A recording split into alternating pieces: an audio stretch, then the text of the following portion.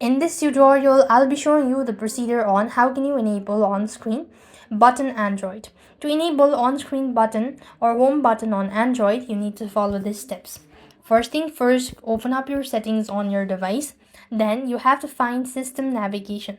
So scroll down a bit and then you could find system right on this section. And then what you have to do is you want to simply select 3-button navigation. So you want to go ahead and locate navigation mode, and then you want to click or toggle the button for 3 navigation button. And this will display the traditional home back or recent app button at the bottom of the screen, and this is how you could enhance or enable on-screen button Android. So that's the way you could do it. And now this also depends on the type of device that you're actually using, so you have to understand that as well, and accordingly you have to go ahead and make changes. So this is how you could enable on-screen button.